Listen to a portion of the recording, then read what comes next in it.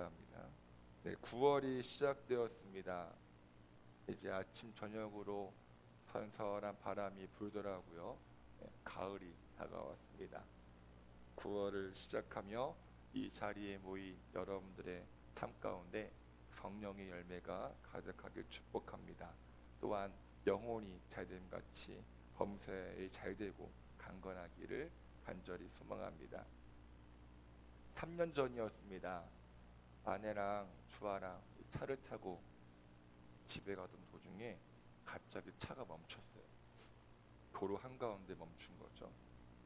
다행히 집에서 멀지 않아서 아내랑 주아는 집으로 보내고 저는 빨리 보험사에 전화했습니다. 얼마 후에 보험사에서 왔고 차량 점검을 했는데 차가 멈춘 이유는 단순했습니다. 뭘까요? 기름 부족. 앵꼬 났습니다. 그런데 얼마 전에 혼자 또 차를 타고 가는데 차에 빨간불이 뜬 거예요. 기름이 부족하다는 거죠.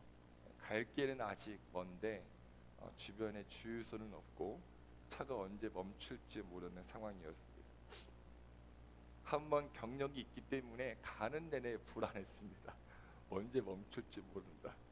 그 불안함 중에 깨달은 것이 있습니다. 인간의 인생에서 불안함이 느껴지는 가장 큰 이유는 결핍이구나. 돈이 부족하면 불안하고, 사랑이 부족하면 불안하고, 인정받는 것이 부족하면 불안한 것이 인간이구나. 반대로 돈과 사랑과 인정받는 것이 내 기준에 만족스러우면 평안하구나. 여러분, 말씀이 내 삶의 실제가 된다는 것은 이와 마찬가지입니다. 하나님과 하나님 말씀이 결핍되면 우린 불안해야 합니다.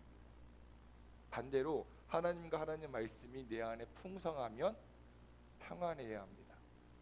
내 삶이 어둡고 힘들어도 하나님에 대한 믿음이 있다면 불안하지 않습니다. 하지만 우린 그것을 내 삶 속에서 실제적으로 느끼지 못할 때가 많습니다.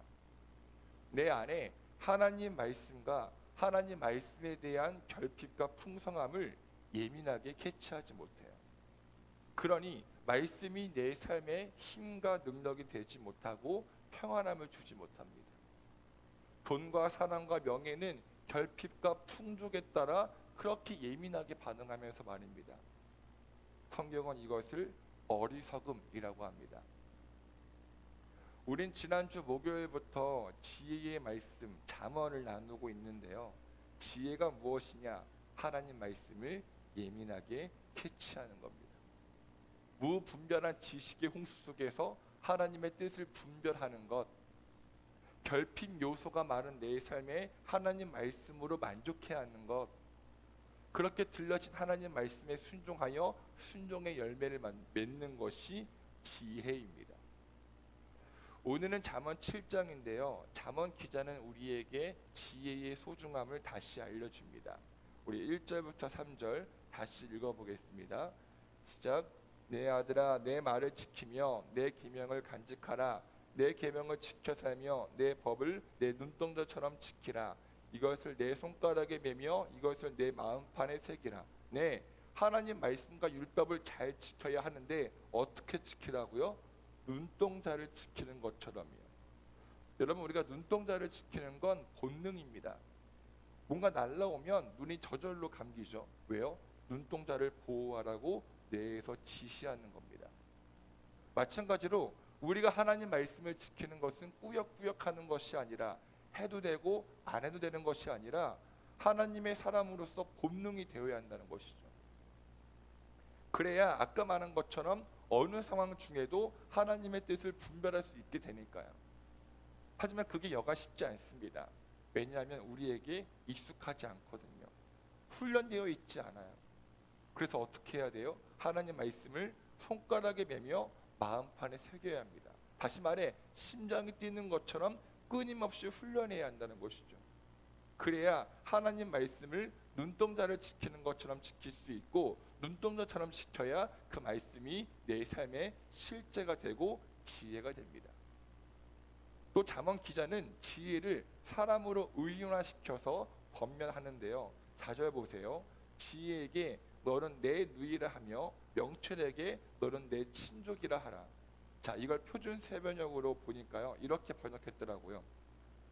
지혜에게는 너는 내 누이라고 말하며 명철에게는 너는 내 친구라고 불러라. 여기서 누이와 친구는 친밀한 관계를 상징하는데요. 이렇게 지혜를 누이와 친구처럼 가까이 지내라는 거죠. 지혜와 대화하고 지혜와 동행하라고요. 그렇게 지혜를 곁에 두고 지혜와 상의할 때 5절 말씀처럼 우리를 음행하는 여자로부터 지켜주고 달콤한 말로 호리는 외간 여자로부터 지켜줄 것이라고 합니다. 다시 말해 지혜는 누이와 친구처럼 가까이 해야 하지만 음행하는 여자는 멀리 해야 함을 대조하며 가르치고 있는 것이죠. 여러분, 아까 말씀드린 것처럼 우리가 지난 목요일부터 잠언을 나누고 있는데요, 굉장히 많이 나오는 내용이 있죠. 음행하는 사람을 주의하라고. 2장, 5장, 6장에도 나오고 오늘 7장에도 계속 나옵니다. 이건 무슨 말이죠? 왜 계속 나오죠? 우리가 빠지기 쉽다는 겁니다. 이걸 우리에게 생생하게 설명해 주기 위해서 자신의 경험을 이야기해 주는데요. 한 어리석은 젊은이가 음녀가 있는 골목 모퉁이로 갔답니다. 그리고 저녁이 되고 밤이 되자 한 여자가 창녀의 옷을 입고 그 어리석은 젊은이에게 입을 맞추었대요. 그리고 14절 보세요. 뻔뻔스러운 얼굴로 말합니다. 오늘 나는 화목제를 드려서 자신이 서원한 것을 실행했대요. 그 서원한 대로 당신을 맞으러 나왔고 이렇게 만났다고 합니다. 즉 우리의 만남은 하나님께서 맺어주셨다는 거죠. 그러니 아침이 되도록 한껏 사랑에 빠지고 즐기세요. 더군다나 19절을 보면 남편이 있는 여자고요.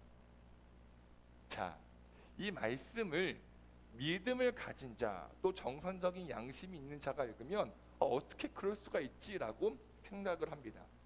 하지만 여러분, 우리가 사는 세상에서는 이 비정상적인 모습이 아무렇지 않게 느껴집니다. 매튜 헨리의 주석을 보면요, 이 장면을 이렇게 해석해 놓았더라고요. 잘 들어보세요. 이 이야기는 비유이거나 만들어진 경우인 듯 하지만 나는 그것이 너무나 사실이었다는 생각이 든다. 더욱 불행한 것은 이런 악한 행동의 결과가 얼마나 치명적인가 하는 것을 경고해 주고 있음에도 불구하고 이런 경우가 여전히 잦은 현실로 둔갑하고 있다는 점이다. 지옥의 사탄은 오늘날에도 여전히 이와 같은 노름을 하고 있으며 또 동일한 성공을 거두고 있다. 네, 정말 믿지 않는 사람들의 세계에서는 이런 비정상적인 관계들이 너무나 일반적인 현실이라는 것이죠. 사탄마귀는 여전히 성적인 쾌락을 무기로 노름을 하고 있고 동일한 성공을 거두고 있습니다. 더욱이 아까 14절에서 언급된 것처럼 믿는 사람들은 자신들의 만남을 하나님께서 맺어주신 관계라고 착각하고 하나님의 이름을 팔며 자신의 쾌락을 합리화시킨다는 겁니다. 더 구체적으로 이야기해서 믿는 사람들마저 그 성적인 관계나 음행하는 것이 일반화되었다는 것이죠. 그럼 왜 그럴까요? 왜 믿는 사람들마저 사탄의 노름에 빠지며 사탄의 성공을 도와주고 있을까요? 지혜를 누이와 친구처럼 가까이 하지 않고 마음판에 새기지 않으며 눈동자와 같이 지키지 않기 때문이죠. 하나님 말씀으로 훈련해야 함에도 그것에 대한 결핍을 느끼지 못하고 내 눈에 보이는 돈과 명예와 성적인 쾌락만 쫓기 때문입니다. 그러니 잠언 기자는 거듭 강조합니다. 하나님 말씀을 선택하라고, 하나님 말씀에 순종하라고. 그것이 지혜로운 자이며 지혜로운 자를 하나님께서 지키시고 공급하시고 책임지신다고. 반대로 악한 자의 길, 음행하는 자의 길의 끝은 멸망과 죽음과 심판임을 계속 강조하는 것입니다. 사랑하는 부천 주의 나라 교회 성도 여러분, 정말 마지막 때입니다. 날씨를 통해 가을이 왔음을 아는 것처럼 세상의 모습을 통해 마지막 때임을 우리는 알 수 있습니다. 예수님이 언제 오시냐? 아직 멀었다라고 하지만 주님은 도둑처럼 재림하실 겁니다. 바로 이 시대에 우리에게 필요한 것은 무엇이냐? 하나님을 아는 지혜입니다. 하나님 말씀을 예민하게 반응하는 순종입니다. 이것을 두 글자로 거룩이라고 합니다. 새롭게 맞이한 9월, 지혜를 누이처럼 친구처럼 가까이 하며 지혜로운 사람이 되도록 훈련하고 끝내 눈동자와 같이 하나님 말씀을 예민하게 지키는 저와 여러분 되시기를 간절히 축원합니다. 제가 기도하고 각자 기도하겠습니다. 하나님, 9월을 우리에게 주심을 감사합니다. 또한 9월을 맞이하여 주님의 발 앞에 나와 하나님께 우리의 삶을 의탁하며 또 하나님의 공급하심과 보호하심을 의지하며 이 자리에 나온 이들이 있습니다. 우리에게 그 믿음을 선물로 허락해 주시니 참 감사합니다.